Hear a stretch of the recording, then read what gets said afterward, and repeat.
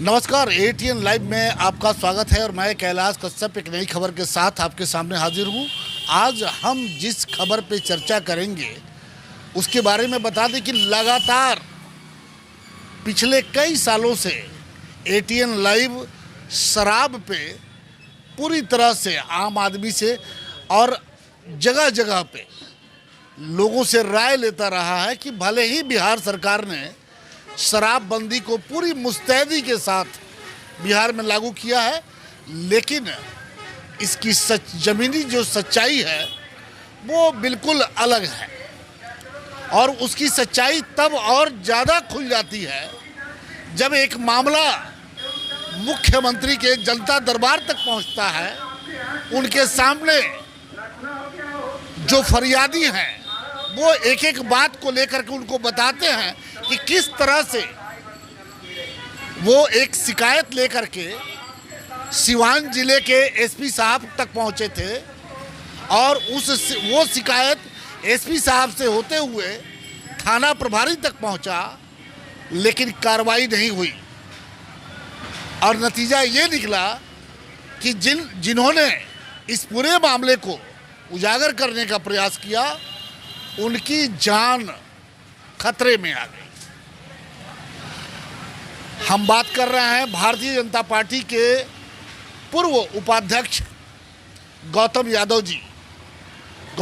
जी का, जो पिछले 6 तारीख को मुख्यमंत्री के जनता दरबार में हाजिर थे और वो अपनी आप बीती वहाँ पे सुना रहे थे।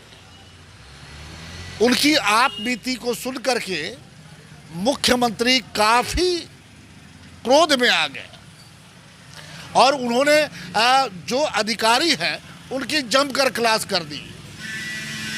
हम वो आपको वीडियो भी दिखाएंगे कि मुख्यमंत्री जैसे ही गौतम यादव की बातों को सुना, रिएक्शन था। लेकिन हम अभी मौजूद हैं गौतम यादव जी के पास कि गौतम यादव जी, ये पूरा मामला क्या है? जी, सबसे पहले मैं आपको और आपके एटीएन चैनल का आभार व्यक्त करता हूं कि आपने इस मामला का जो ही प्रकाश में आया, आपने सिवान से 30 किलोमीटर दूरी तय करके सिसवन प्रखंड के चैनपुर बाज़ार में आने का काम किया। जहां तक मामले की बात है तो यह बिल्कुल मामला सिवान जिला के पुलिस प्रशासन और शराब माफियाओं के गठजोड़ से जुड़ा हुआ है। इसका खुलासा यह है कि जब हमारे मुख्यमंत्री जी ने 1916 में जब पूर्ण शराबबंदी का कानून बिहार में लागू किया तो उसके साथ एक प्रोविज़न भी, एक प्रावधान भी लाया कि कोई भी सूचना अगर शराब माफियाओं के खिलाफ देता है तो उसके नाम को गोपनीय रखा जाएगा, हर हालत में गोपनीय रखा जाए, यहाँ तक कि कानो कान इसकी जानकारी नहीं हो। लेकिन इस सुरक्षा कवच को सबसे पहले सिवान के एसपी महोदय अभिनव कुमार जी ने इस अवैध सुरक्षा कवच को चकनाचूर करने का काम किया है और जो टुकड़े बच गए उसमें से उसको सिसवन का थाना प्रभारी कुमार वैभव जी ने उसको मटियामेट कर दिया है। यहाँ तक प्रोविज़न था कि अगर कोई सूचना देता है तो गोपनीय तो रखना ही है, साथ ही शराब माफियाओं को त्वरित कार्रवाई से उस सूचनादाता को अवगत भी कराना है। लेकिन यहाँ फॉलो प्रशासन द्वारा कुछ नहीं हो रहा है।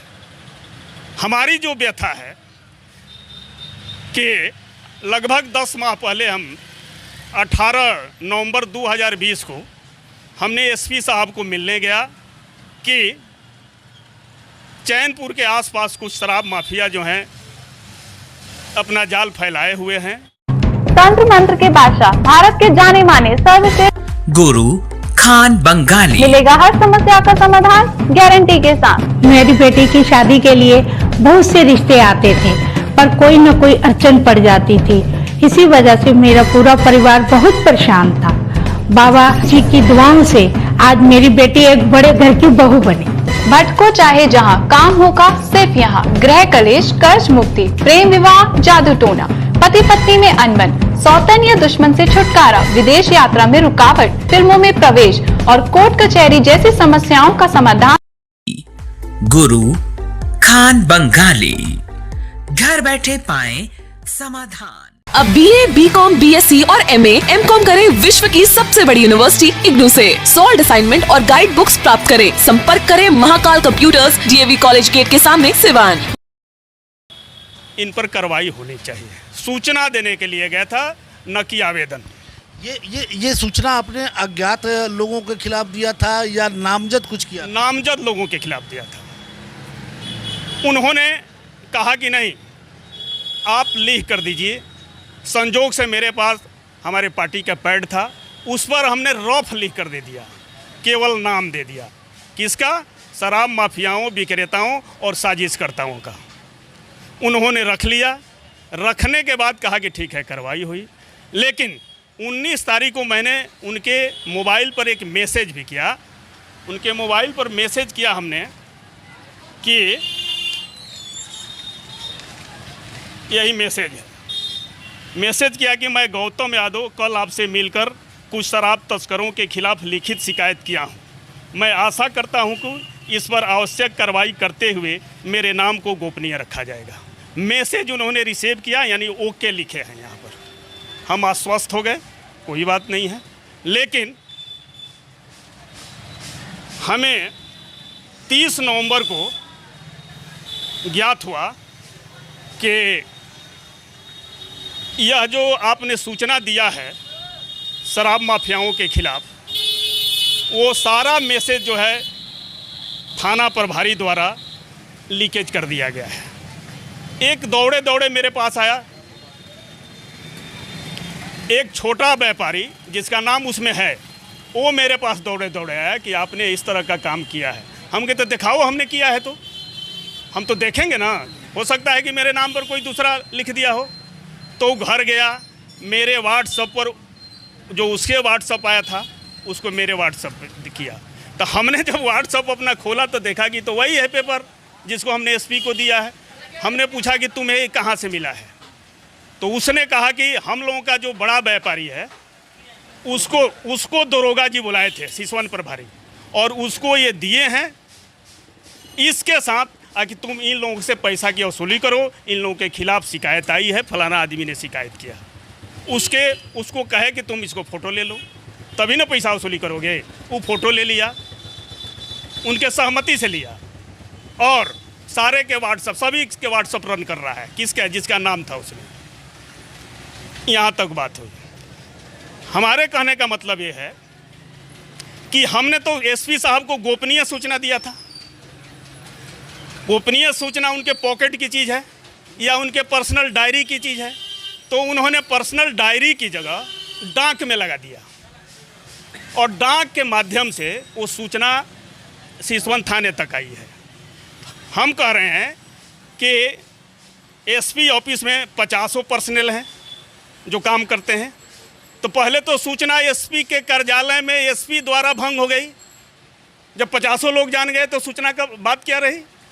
तो हम तो एसपी पर चार्ज कर रहे हैं कि पहले प्रथम दृष्टया एसपी ने, सिवान का एसपी महोदय ने इस सूचना को चकनाचूर किया है, भेदन किया है। दूसरी व्यथा ये है कि जब वहाँ से चला है, अब किसके माध्यम से डाक से आया है ये हमें जानकारी नहीं है, लेकिन इतना पता जरूर है कि वो डाक से ही आया है। डाक मतलब उनका जो डाक लाते हैं लोग, विभागीय डाक से लाते हैं, यहाँ पर आया है। तो हमको यदि डिस्क्लोज ही करना था इस सूचना को, तो हम एक बार सिवान जाने में 300 रुपया लगता है, 4 बार गए तो एसपी से भेंट हुई, 1200 रुपया लगा। तो यदि हमें यही करना था, ओपन सूचना देना ही था, तब सिसवन थाना प्रभारी को नहीं दे देते। लेकिन हम तो जानते हैं कि सिसवन थाना प्रभारी जो है थाना कम चलाता है और शराब की तस्करी ज़्यादा करवाता है। यह हमको पहले से ज्ञात था, इसलिए हम इसको सूचना नहीं दिए। कितने दिनों से यहाँ पे ये थाना प्रभारी है? लगभग एक साल। तो इन्होंने इस तरह की कार्रवाई करते हुए इस सूचना को भंग किया है। दोनों आदमी की मिली भगत है। हमने इसके बाद सोचा कि अब तो मेरे पास सिवाय मुख्यमंत्री जी के अब कोई दूसरा जगह नहीं है जहां मैं इसको दर्ज करूं, चूँकि हमारे मुख्यमंत्री जी का यह पर्सनल विजन है कि बिहार में पूर्ण शराबबंदी लागू हो। हम लोग भी 4 सालों से लगे हैं कि पूर्ण शराबबंदी लागू हो। हम लोग नीतीश कुमार जी के सपनों को साकार करने में लगे हुए थे और लगे हुए हैं। हमने उनके यहाँ ऑनलाइन की व्यवस्था किया।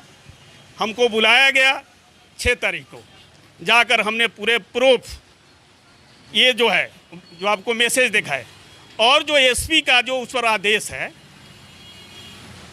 एक जो हमने सूचना दिया था उस पर जब हमारे व्हाट्सएप पर आया तो उस पर लिखा हुआ है SHO 61 take action and report, इस तरह से लिखा हुआ है। तो हमने देख लिया, एसपी का साइन है, वो साइन है 19 नवंबर 2020 का, उस पर साइन है। उसके बाद कोई कार्रवाई नहीं हुई? नहीं, उसके बाद तो बात ही नहीं सुने हो। जब हमसे शिकायत करने गए तो सुन लिया जाए। जब हमारे 30 तारीख के बाद जब उनसे शिकायत करने गए तो उनका कहना था बहुत कुछ हुआ बात, लेकिन जो बात छन कर आई तो उनका कहना था कि थाना प्रभारी सबसे पहले वो कहे कि हमारे यहाँ तो आप जैसे 10-20 शिकायत करने के लिए रोज़ लोग आते हैं, लेकिन कहाँ कहाँ मैं कार्रवाई करूँ, उनकी ज़ुबान की बात है। थाना प्रभारी हमारे कान और नाक होते हैं, उन्हीं पर हम जिला चलाते हैं। तो हमने कहा कि थाना प्रभारी आपके नाक और कान होते हैं, तो मैंने कहा मैं भी मुख्यमंत्री नीतीश जी का तीसरा नयन हूँ।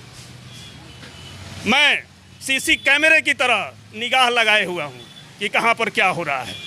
तो कहा कि आप बहुत बोलते हैं। हम बोलते नहीं है, कार्रवाई के लिए है। कौन बोला ये बात? SP Siwan SP. हमने कहा कि मोबाइल मंगाते हैं, चूँकि मोबाइल जब्त कर लिया गया था। एक महिला है जो भेंट कराती है उनसे, वो मोबाइल किसी को नहीं जाने दे रही थी। हमने कहा कि मोबाइल हमारा मंगवाइए, हम दिखाते हैं आपका है, उस पर आपका जो इंडोर्समेंट है वो है। तो कहा नहीं, क्या देखने की ज़रूरत है, होता है, इसे होते रहता है। उन्होंने टार दिया इस मामले। तब से मामला ही ठंडे बस्ते में पड़ा रहा। मुख्यमंत्री के यहाँ गए तो मुख्यमंत्री तो कड़े एक्शन में आए कि हमने प्रोविज़न किया है गोपनीयता का। गोपनीयता कौन भंग किया? Quick action. उसके बाद हमको भेज दिया गया डीजीपी महोदय के यहाँ। बगल में डीजीपी साहब थे। और जो बातें हुई मुख्यमंत्री जी से आप तो देख लिए होंगे, उसमें विस्तार से अब जाने की ज़रूरत नहीं।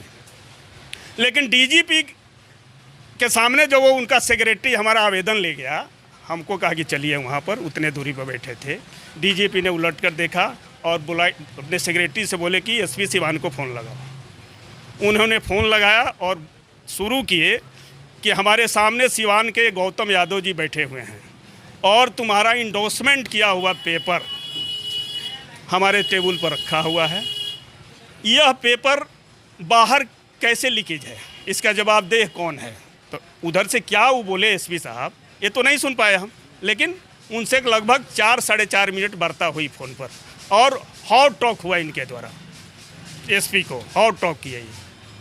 यह काम ठीक नहीं है। कौन भंग किया है, गोपनीयता को कौन भंग किया है, इसकी जवाबदेही कौन लेगा? उधर से क्या बोले, नहीं बोले। बात हुई, उसके बाद उन्होंने एप्लीकेशन ले लिया, उस पर अपना मंतव्य क्या लिखे और हमको बोले कि गौतम जी आप अस्वस्थ रहिए, इस पर कार्रवाई अवश्य होने जा रही है। तो ये अब लगभग 4 दिन बीत चुका है जी, और 4 दिन में अभी क्या कार्रवाई? अभी हमें कुछ जानकारी नहीं दी गई है कि क्या कार्रवाई हुई है, नहीं हुई है। हमें किसी तरह से कोई जानकारी न दिया गया है, ना हमें मालूम है।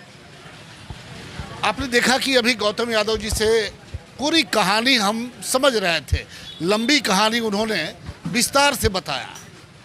अब कुछ हम बताने वाले हैं कि आखिर गौतम यादव को इतनी चिंता क्यों है, क्यों उन्हें डर लग रहा है कि भाई जिस चिट्ठी को एसपी साहब को गोपनीय रखना चाहिए था वह लीक हो चुका है। और लीक भी ये हुआ है कि जिनके खिलाफ गौतम यादव ने कार्रवाई करने की बात की थी वो गौतम यादव तक पहुंच चुके हैं। कि आपने कोई शिकायत किया है क्या? और थाना प्रभारी भी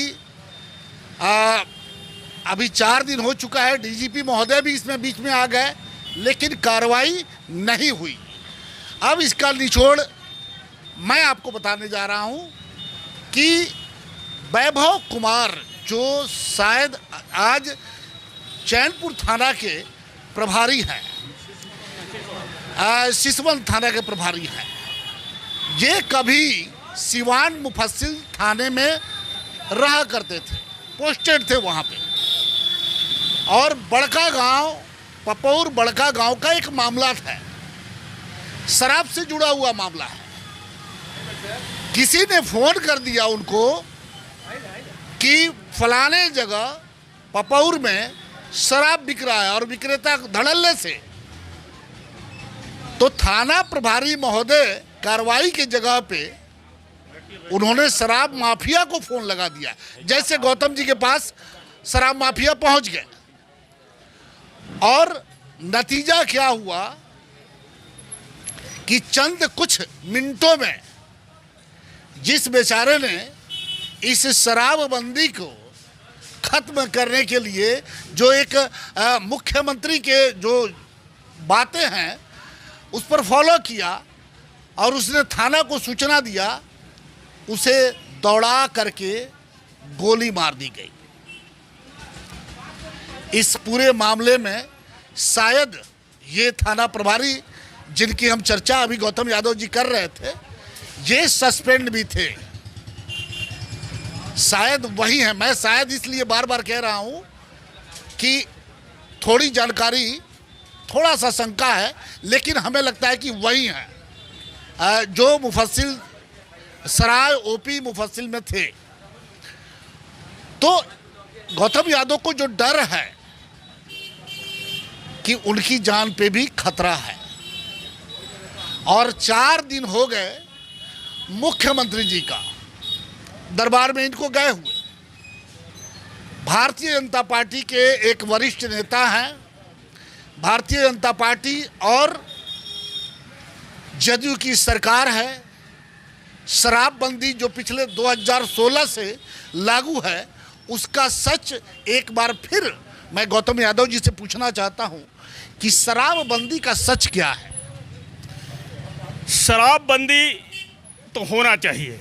नहीं, ये तो होना चाहिए। ये तो अभी सच्चाई क्या है? क्या शराबबंदी है या पहले से भी ज़्यादा सुविधा से बिक रहा है?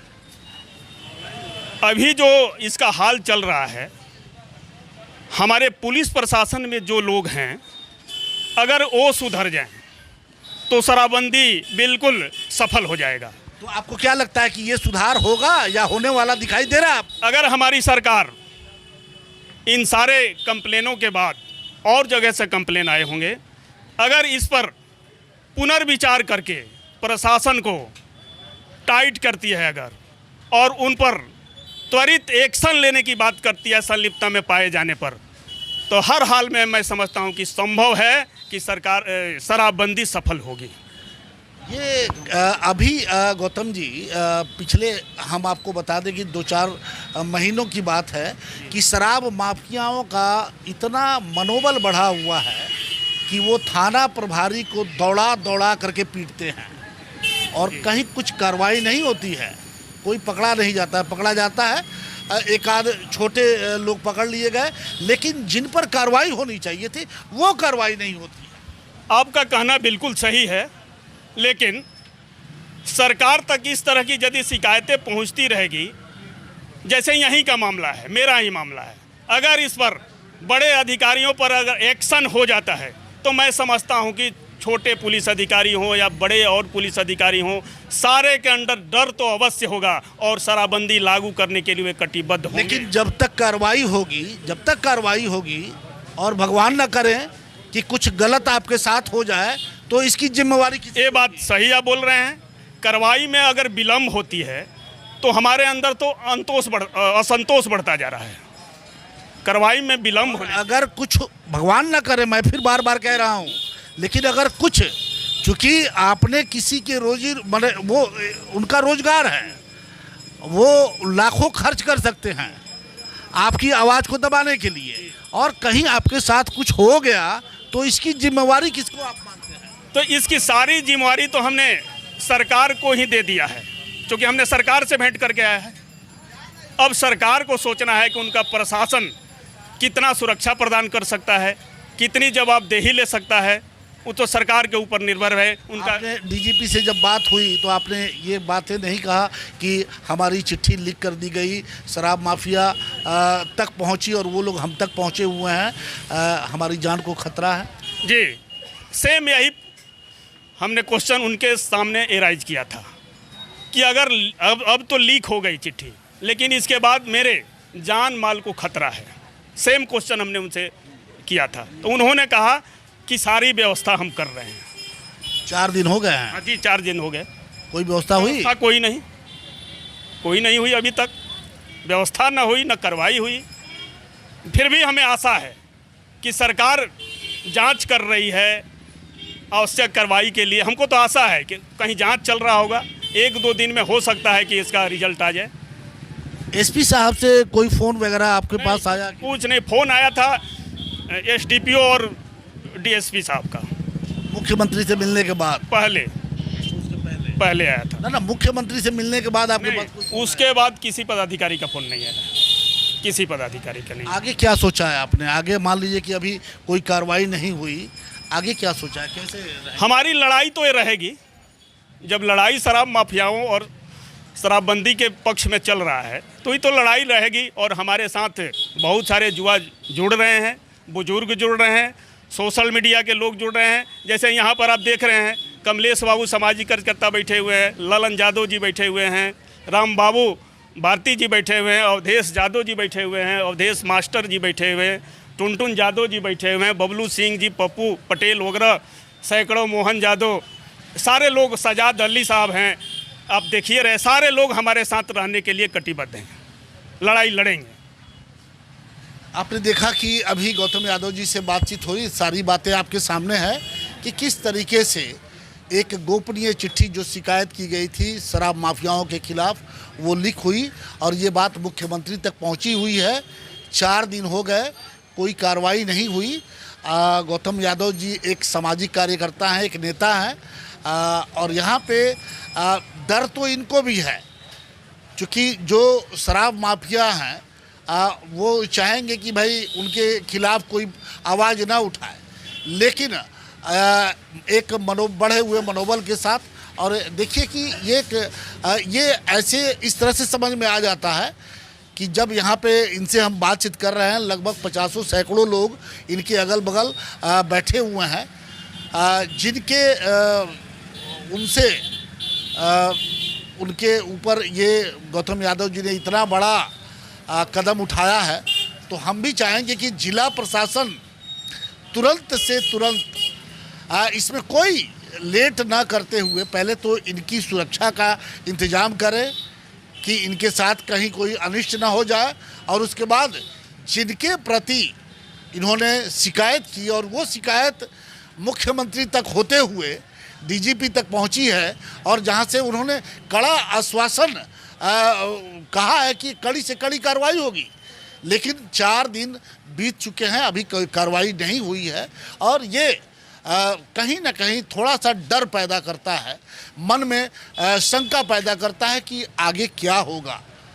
तो देखना ये है कि गौतम यादव जी ने बड़ा अच्छा कदम उठाया है और ये आवाज़ उठनी चाहिए, लेकिन इसके साथ ही एक कड़वी सच्चाई ये भी है कि बिहार में भले ही शराब बंद है, लेकिन बिहार में हर एक जगह पे शराब मौजूद है।